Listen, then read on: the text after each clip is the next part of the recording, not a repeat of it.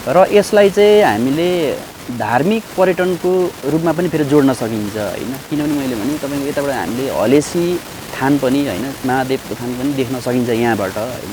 अब चाहिँ पूर्वतिर गयौँ भने कस्तो हुन्छ भने त्यो इलामको डाँडा सानो सानो डाँडाबाट पनि तपाईको सानो पाथी भाराको दर्शन भनेर भन्छ।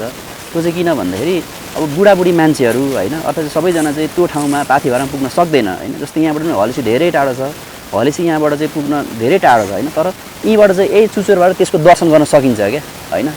त्यो अवधारणा पनि हामीले चाहिँ त्यो काम गर्न सकिन्छ हैन। यहीँबाट चाहिँ हामीले दर्शन गर्ने हैन अवधारणाको रूपमा पनि हामीले त्यसलाई विकास गर्न सकिन्छ।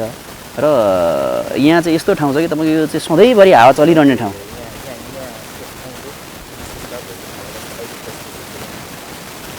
अब अहिले ठ्याक्कै हामी आएर हैन हेर्दाखेरि यहाँको चाहिँ यो लोकेसन हैन अब ठ्याक्कै यही हो भन्ने जस्तो लाग्छ हैन। हामीले त्यो सुन्दाको र सबैलाई थाहा छ। अब यो फेमा डाँडा हो हैन। फेङमा यहाँ दरबार थियो, शाहरुख लिहाङ राजाको दरबार थियो भन्ने धेरै मान्छेलाई थाहा छ हैन लोकेसन। तर ठ्याक्कै यही हो भन्ने चाहिँ छैन हैन। लोकेसन चाहिँ यही हो र अब अहिले हामी आएर हेर्दाखेरि यही हो कि भन्ने लाग्छ। टपमा छ, सबैभन्दा टपमा छ यो। त्यही अनि यो ठाउँमा आएर हामीले हेर्दाखेरि चाहिँ अब यहाँ अरू ठाउँभन्दा यसको चाहिँ छुट्टै किसिमको विशेषताहरू यहाँ देख्न सकिन्छ हामीले हैन। एक त यो टपमा छ हैन। टपमा छ पहिलाको राजा महाराजाहरू पनि टपमै बस्दो भन्ने सुन्थ्यौँ हामी हैन। त्यो हेर्दाखेरि तपाईँको चाहिँ यहाँको ढुङ्गाहरू पनि चाहिँ अलिक अनौठो खालको ढुङ्गाहरू छ क्या यहाँनिर चाहिँ हैन। र यो अलिक अरू ठाउँभन्दा सामान्य ठाउँभन्दा विशेष खालको अलिक फरक खालको ठाउँ देखिन्छ। टपमा भइकन पनि अलिक बसेको ठाउँहरू छ हैन।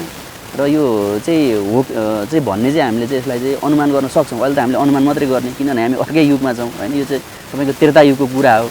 र यसलाई चाहिँ तपाईँको चाहिँ हामीले चाहिँ यो चाहिँ कस्तो फेरि छ भने यसको वातावरण चाहिँ सधैँभरि यो चाहिँ हावा चलिरहने ठाउँ क्या हैन। तपाईँको प्रायःको एकदम राम्रो सम्भावना हैन। यो चाहिँ यता हैन तराईतिर इतलतिर तपाईँको चाहिँ दुधकोशीको किनार छ हैन। र अब यो चाहिँ अब लगभग हैन अब हामीले बिर्सँदै गएको एउटा इतिहास हो हैन। यसलाई चाहिँ अहिले हामीले चाहिँ उजागर गर्न हैन लागिरहेका छौँ। अघि नै मैले भने अब यहीँबाट उद्गम थलो भएको ठाउँबाट गएर एक रात बसेको ठाउँ जन्ते ढुङ्गा त्यो ठाउँबाट चाहिँ त्यो नामबाट चाहिँ गाउँपालिका नामै भयो हैन, नामै रह्यो। तर जुन यो उद्गम थलो हो हैन तपाईँको यहाँ चाहिँ अब राजा भनेपछि त कति पुस्ता चाहिँ शासन गर होला। उसको दरबार हैन उसले शासन गरेको यो ठाउँ चाहिँ ओझेलमा पर्यो क्या। यो चाहिँ हामी चाहिँ कस्तो भयौँ भने हामीले चाहिँ आफ्नो ऊ चाहिँ हामीले चाहिँ आफूभित्र रहेको चाहिँ हामीले देखेनौँ क्या हैन। आफ्नै तपाईँको सुनखानीमाथि उभिएर चाहिँ कटौरा मागिरहेको भन्छ नि त्यस्तै यो चाहिँ हाम्रो नजिक रहेको हाम्रै चाहिँ यो चाहिँ शिरमा रहेको कुरा चाहिँ हामीले हाम्रो चाहिँ देख्न सकेनौँ हामीले हैन। अब यसलाई चाहिँ अब हामीले चाहिँ अब यो पुस्तान्तरण गर्नुपर्छ र खोज अनुसन्धान पनि गर्नुपर्छ हैन भन्ने लाग्छ मलाई हैन। किनभने हाम्रो चाहिँ इतिहास पहिचान भनेको चाहिँ हाम्रो चाहिँ के त भन्दाखेरि इतिहास भएन भने पहिचान भएन भने हाम्रो चाहिँ यो चाहिँ जुन पहिचान छ हैन यही भएन भने हाम्रो चिनारी पनि हुँदैन हैन। र मुख्य कुरा चाहिँ के हो त भन्दा अब हामीले यो हाम्रो चाहिँ अब अहिले हामीले सुन्यौँ अब यसलाई चाहिँ उजागर गर्ने कुरा बाहिर ल्याउने कुरा अब हाम्रो हो हैन, हाम्रो कर्तव्य हो जस्तो लाग्छ मलाई हैन।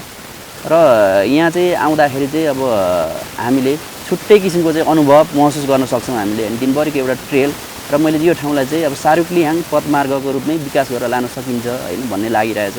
मैले चाहिँ ओडासँग यहाँको स्थानीय सरकार गाउँपालिकासँग हैन समन्वय गरेर चाहिँ अगाडि बढ्दाखेरि एकदम राम्रो हुन्छ भने जस्तो चाहिँ हैन मेरो चाहिँ बुझाइ छ हैन। त्यही अनुसारको कोर्डिनेसन गरेर उहाँहरू पनि पोजिटिभ हुनुहुन्छ, यसमा जनप्रतिनिधिहरू पनि चाहिँ हैन पोजिटिभ हुनुहुन्छ। अब यस्तो ठाउँलाई चाहिँ कसरी अगाडि बढ्न सकिन्छ हैन भन्ने कुराहरूमा चाहिँ हैन।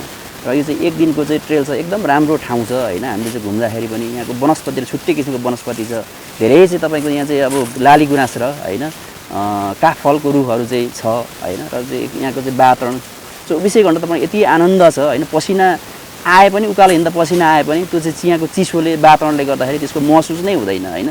छुट्टै किसिमको आनन्द हैन हामीले चाहिँ महसुस गर्न सक्छौँ। यहाँ चाहिँ लेकमा पाउने सबै चाहिँ अब बिरुवाहरू हैन चराचुरुङ्गीहरू चाहिँ पाउन सक्छौँ। हावापानी त्यस्तो किसिमको हावापानी छ हैन। र यो धेरै टाढो पनि छैन हैन। गाईघाटबाट तपाईँको चाहिँ 1.5 घन्टा यसको बेसमा आइपुग्न सकिन्छ 1.5 घन्टामा। त्यहाँबाट लगभग हामीले चाहिँ 1-1.5 घन्टा हिँड्यौँ भने यही टपमा आइपुग्न सकिन्छ हैन।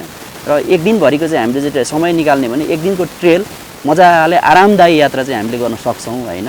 यस्तो किसिमको ठाउँ छ। यो चाहिँ हाम्रो चाहिँ ओझेलमा परेको ठाउँ भन्न चाहन्छु क्या म चाहिँ हैन। अहिलेसम्म ओझेलमा परेको ठाउँ हो। अब हामीले यसलाई चाहिँ अगाडि ल्याउनुपर्छ।